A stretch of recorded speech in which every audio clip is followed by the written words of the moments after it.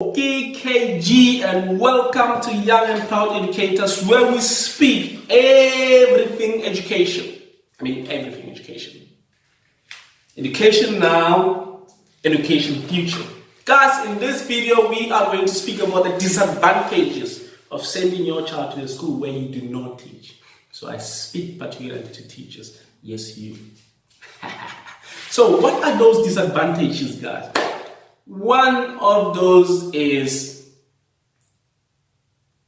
economy, lidi madi, where you spend a lot of money on transport. So those teachers often work at the township school, the government school, and they're sending their children to the government school as well. But it's your luck, which they call it the former Model C school. They're sending their children over there, and because you are working around your community, you cannot wake up in the morning and drive your child to school and then come back so you can go to it. That doesn't make sense, and that's not financially viable. So most of the parents, I know, they get scoffed. But when they do those schools get scoffed where they meet a lot of children. So that's one of the biggest advantages that you are going to, you are going to spend money monthly on transport to send your child out of your community, out of your gasi, out of your township, so they can go to town for schooling. That's one. The second biggest disadvantage is, this one is the biggest, guys. I need parents, I need teachers to look at this and focus on this. I need teachers to really pay attention on this one. When you do that, your child's going to get into that scoff or taxi with 10, 15 children. The amount of bullying in that scoff is ridiculous.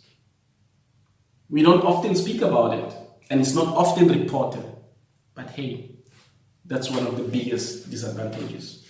The next one is your child will be going to that school where now they have to speak in a language that they're not proficient, they're not fluent. For instance, you guys all the time, and your child now has to go to the English medium school, or where language of teaching and learning is English, and they have to go straight and start speaking.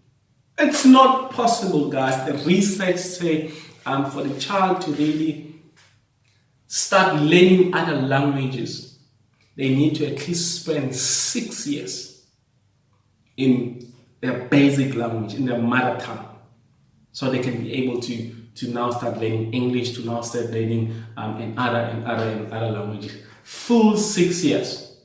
If your child is 7 years and just goes straight, it's gonna be what they call language barriers. They will struggle with the language. And what most difficult about it, they might have a teacher that do not speak the language. And as such, when your child just, when lovely children, when they this young, they will come, they speak English, mix it with Setswana. Just like, I think that's beautiful. And children should be encouraged to do that. As a linguist, I say encourage your children to continue doing that, because their identity is still there. Even though they communicate in English, they still say, you know what, I'm going to speak to you in English, but I'll make sure that I'm telling you, I'm showing you Kgomotso. So encourage them to do that. And when that happens, the teachers who are not speaking your child's language, home language, they might not be able to understand. And your child will be just put in that group where they saying them, oh, this child has a language barrier, his English is not that well. Biggest disadvantage ever. The other one is feedback. Feedback, I experience this the most, particularly with a lot of parents, where you say to a parent, you know what, Tabiso has behavioral problems, or Tabiso cannot write, or Tabiso is struggling with writing, Tabiso is struggling with speaking. And the parent will say, you know what, but at home they do write, they do speak, they do it well. they behave well at home. And what's going to happen now is you are getting a feedback where you cannot observe. You can only observe it at home. You cannot look for evidence because you are told that your child is being like this and you have to work on it as a parent. Sometimes you're working on things that you're not aware of. You're not sure of. Aware is an understatement. You're not sure of. Tabiso is doing well at home. He is doing well at home, but I'm getting the feedback that Tabiso is not. What to do now? What evidence do you put out there? What evidence do they put out there? That's another one. Think about it, parents. Think about it, teachers. Particularly you teachers. The next one is no bonding between the parents, the teachers, the parents who are teachers with their child. Remember I spoke about the advantages of sending your child, and I described a part where you travel with your children from home to school. You play, you get to ask questions, you get to bond, you get to understand your child fully. The advantages, you really can't. And later on in life, it becomes one of the horrible disadvantages. Where now the parents say, you know what, I sent you to a good school. I paid a lot of money for that. Therefore, you should be going for this career. It's good for you. It's good for the people that went to that school. Because most people that went to that school, they've been going to these prestigious universities. They've been going for this prestigious profession. Therefore, you should be going along that route. Not always.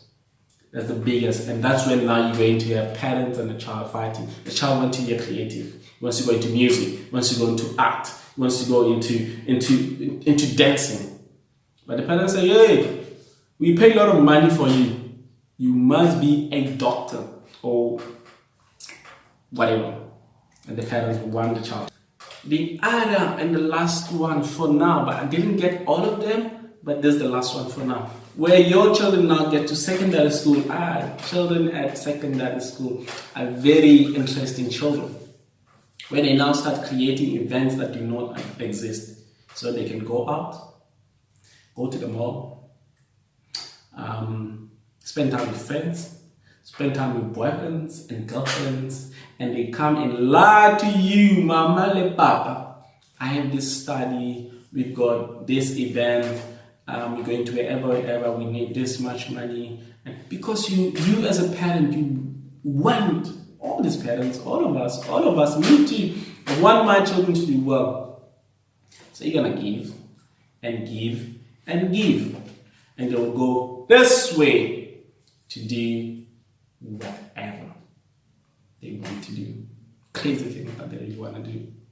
So those are disadvantages, guys. When you send your children to schools, think about it. So these are general ones, from bonding to in class, to behavior, and those are those that I looked at, and I think they quite biggest, and the parents should be considering them when they make choice where they're sending their children to schools where they do not teach.